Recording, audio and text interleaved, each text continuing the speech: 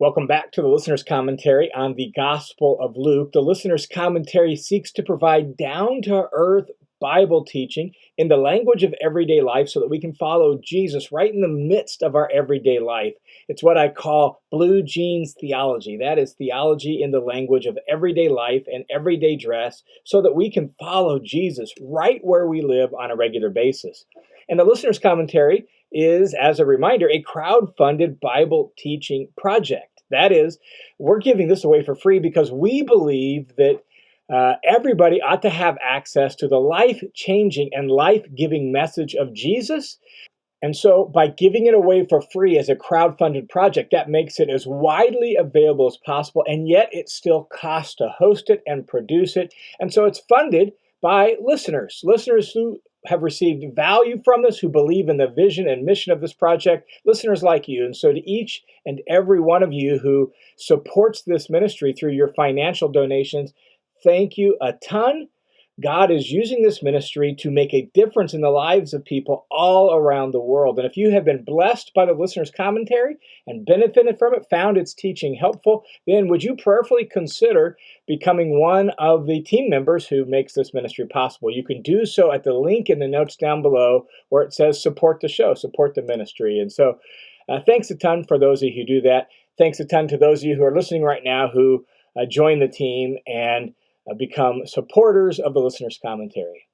In this specific session, we're going to look at a short little section right at the end of Luke chapter 10. Luke 10, 38 through 42. And it's a very short section, but a section with a very powerful message. It focuses on what really is the heart of being a disciple of Jesus. And in context, Jesus is still traveling along the road. He's still teaching and training his disciples and preparing them for ministry and mission after he leaves, because he knows where the story is going and he knows he needs to have his disciples ready. And so he's spending plenty of time with those closest to him and teaching them his way and his mission. And here in this section, we enter into a village and a home in that village of people who were very close friends of Jesus. Here's the way this little story reads, verse 38. Now, as they were traveling along, once again, Jesus is traveling along the road. That's the section of Luke we're in, what scholars typically call the travel narrative. It goes from 9:51 all the way up through the middle of chapter 19, and Jesus is on his way to Jerusalem. But this particular story illustrates what we've said several times, that Luke isn't actually giving us a strict chronology. Here's how it illustrates that. Jesus is traveling along and he enters a village. It's going to be the village of Martha, Mary, and their brother Lazarus. We know from John chapter 11 that that family lives in Bethany. Bethany is just 2 miles outside of Jerusalem. And so if Luke were following a strict chronology, then by the time we get to this story, we've already arrived at Jerusalem. But that's not Luke's point. He is just intending to package all of these snapshots in this section under that heading of Jesus heading towards Jerusalem and knowing that he's going to die there, but he's not following a strict itinerary, a strict, tight geographical flow. It's more topical and it's more theological. So Jesus is traveling along with his entourage. They were traveling along. He enters a village, the village where Martha and Mary live, and a woman named Martha welcomed him into her home.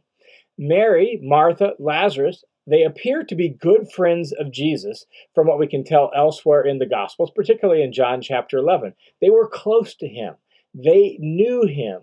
He loved them. They were good friends, is the way that story in John chapter 11 unfolds. And so Martha welcomed her friend and her Lord Jesus into her home.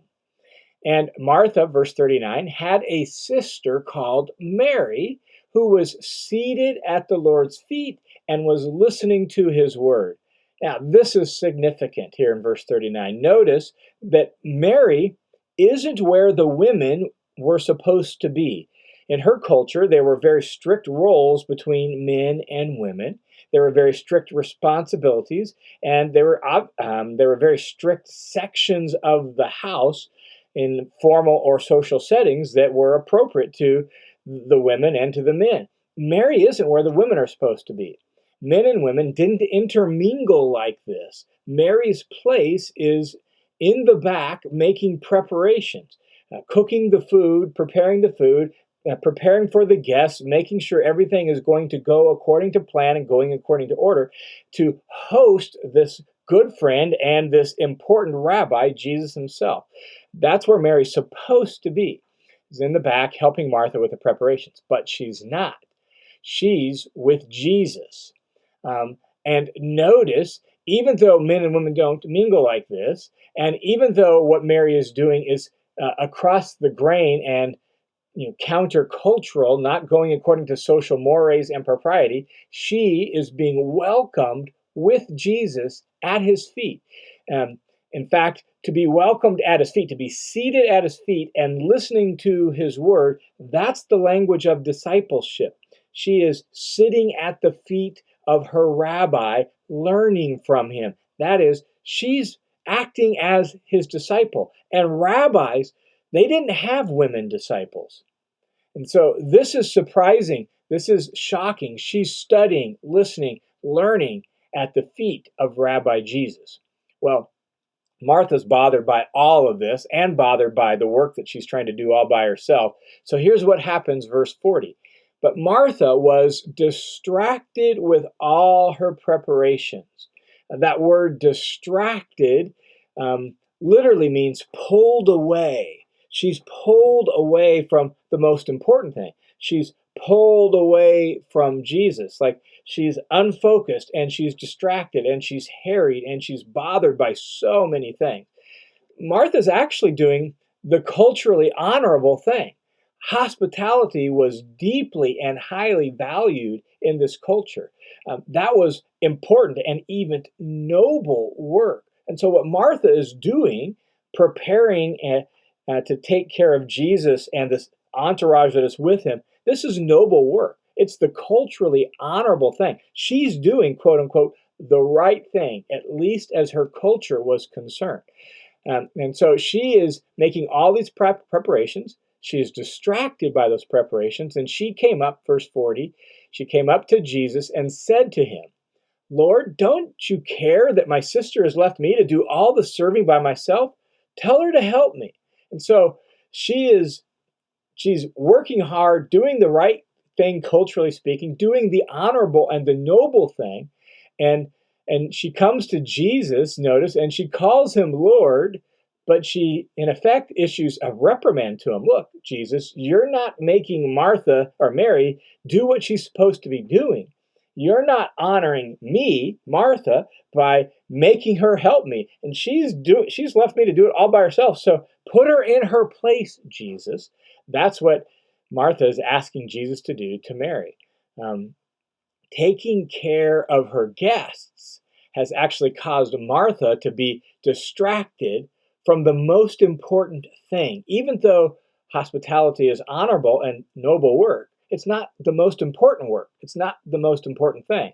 Here is how Jesus responds to Martha in verse 41. But the Lord answered and said to her, Martha, Martha, you're worried and distracted by many things, but only one thing is necessary. For Mary has chosen the good part, which shall not be taken away from her. And so Jesus, whom we noted in John 11, is a close friend of this family. Jesus gently corrects Martha. And again, this is surprising. According to her culture, according to everything everybody knew, right? Martha is actually doing the honorable thing, and Mary is not. But Jesus gently corrects Martha. Martha, Martha. These are words of a friend. These are words of somebody who loves her. This is a gentle, heartfelt correction. Martha, Martha. And notice what he says. You're worried and distracted by many things. And that combination of words, worried and distracted, really helps us understand what's going on here and the problem. It's not just that Martha is busy getting stuff done. It's the way she's getting stuff done. The reason for that is her focus is off. She's worried and distracted. She's harried. She's running around. She wants everything to be right. Jesus has showed up and he's got all these guests and I've got to make it right and we've got to have all the food. And so she's harried. She's in kind of inner turmoil. She's stressed out and she's right unfocused and pulled in multiple directions and she's kind of going hither, thither, and yon. Right? That's the problem.